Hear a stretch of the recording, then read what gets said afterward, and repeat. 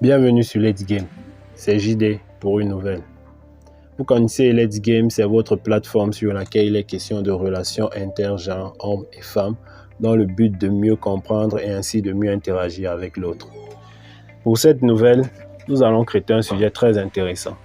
Après une déception amoureuse, j'entends souvent les gens dire, parmi les conseils que l'on prodigue aux concernés, il serait temps de passer à autre chose. Dans la mesure où autre chose, c'est se lancer dans une nouvelle relation, je vous le conseille, autre chose n'est vraiment pas approprié. Pourquoi? Justement parce que, après une déception amoureuse, nous sommes obligés de traverser 8 étapes. Ces 8 étapes vont déterminer notre faculté à pouvoir passer à autre chose. C'est-à-dire quoi? Si nous traversons mal ces 8 étapes, nous allons garder les séquelles, ou alors, si nous parvenons pas, si nous restons bloqués dans une de ces étapes, nous n'allons jamais véritablement passer à autre chose. Et ça pourrait impacter plusieurs autres plans de notre vie. Ça pourrait nous impacter sur le côté social, c'est déjà le cas après la désillusion, sur le plan du travail, sur le plan des relations intergenres, on pourrait prendre des décisions vraiment tragiques. Les filles et moi c'est fini, ou alors les garçons et moi c'est fini, tout simplement parce qu'on n'a pas su traverser une étape et nous sommes restés bloqués dans cette étape. Ce blocage peut durer des années. Bien.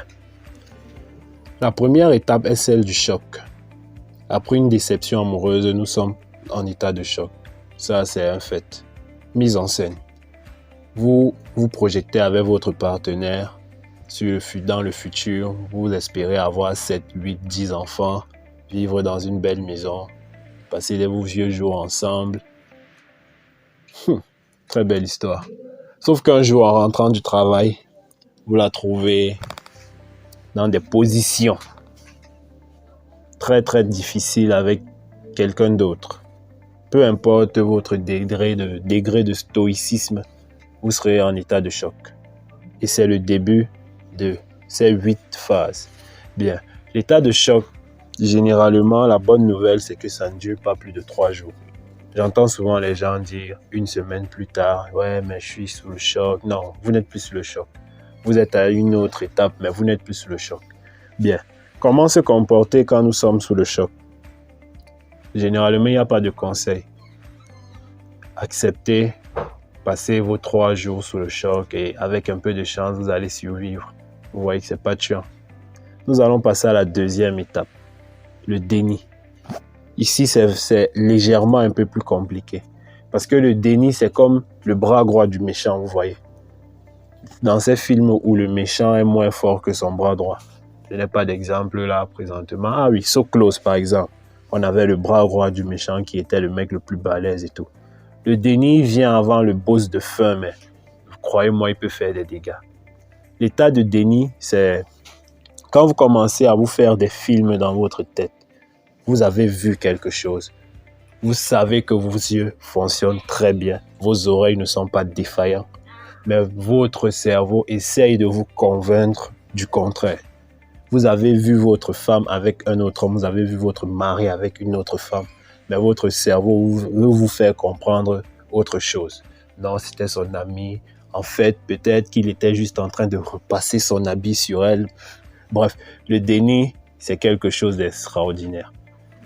Profitez de la faculté scénaristique de votre cerveau en état de déni et préparez-vous car vous allez entrer dans la troisième étape qui est la colère.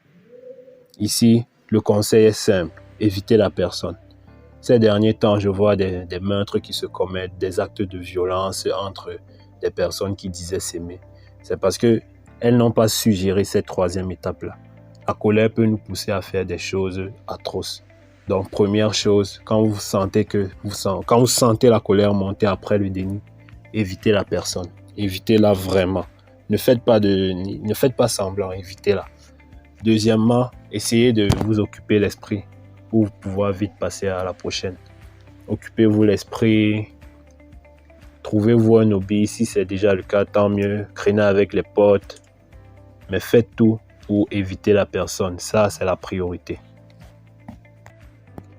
Après la colère, on entre dans la quatrième étape qui est celle de négociation. Ici, déjà, la négociation, c'est une sorte de nuance, vous voyez.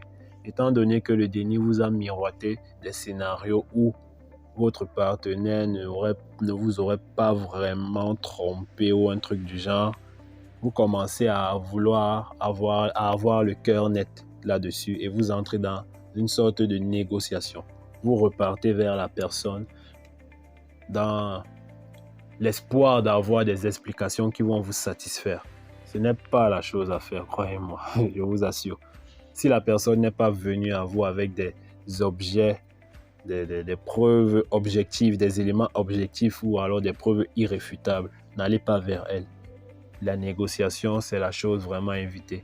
Comment se comportent les gens qui sont bloqués dans la négociation, dans cette étape-là? Généralement, même s'ils se remettent en couple alors qu'ils sont bloqués à la phase de négociation avec leurs ex, on aura toujours des coups d'un soir avec l'ex en question.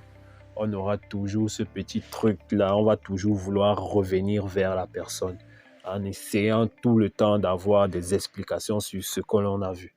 Et la tristesse est nocive. On se dit que de l'eau a coulé sur les ponts, le temps est passé, on devrait pouvoir être plus fort que ça, on devrait pouvoir passer à autre chose. Non. Mais pourquoi à chaque fois qu'on y repense, on a les yeux qui se chargent de larmes?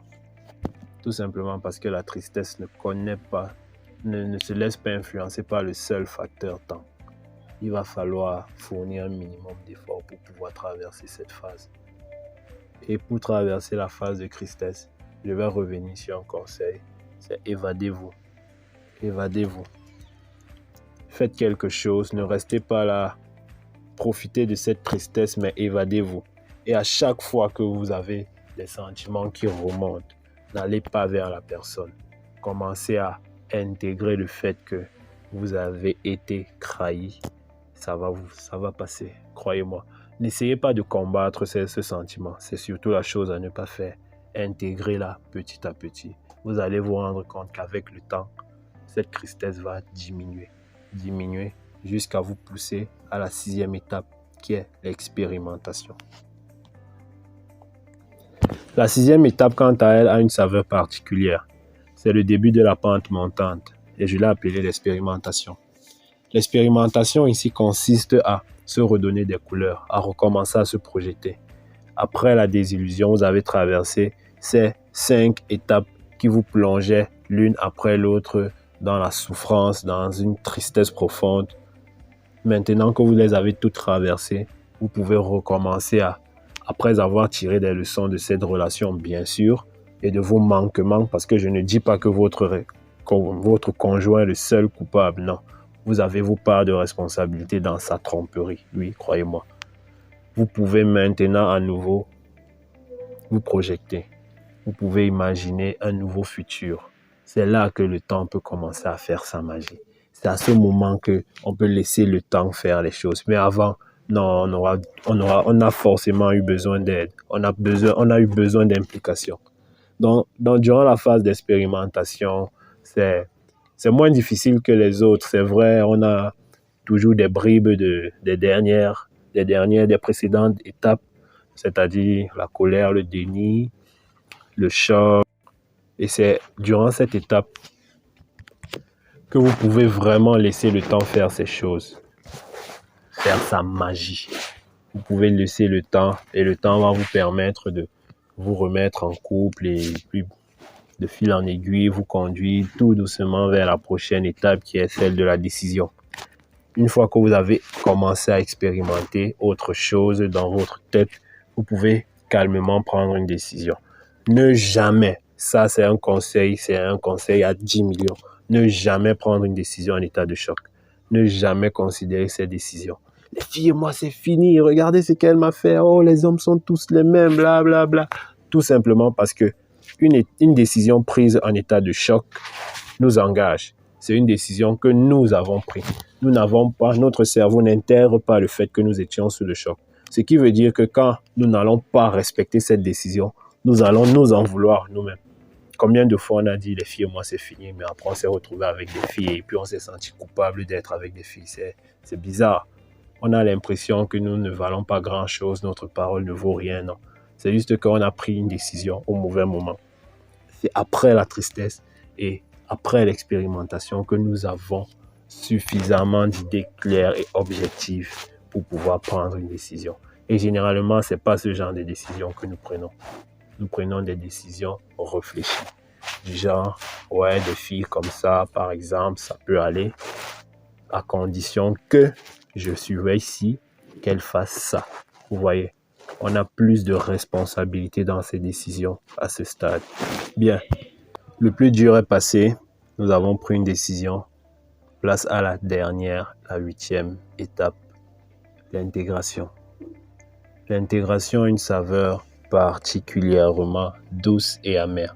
Parce que dans l'intégration, on se rend vraiment compte qu'on a foiré lors d'une précédente relation. C'est ça la partie amère. La partie douce, c'est qu'on a tiré suffisamment de leçons pour se lancer dans une nouvelle relation avec beaucoup plus de maîtrise. Congratulations, vous avez traversé ces 8 étapes et maintenant, seulement maintenant, vous êtes prêt à passer à autre chose. C'était JD sur Let's Game. N'oubliez pas de me dire en commentaire à quelle étape vous êtes resté bloqué, de liker, de disliker si ça vous a pas plu, de partager ou pas. Et on se dit à la prochaine pour une nouvelle. Peace.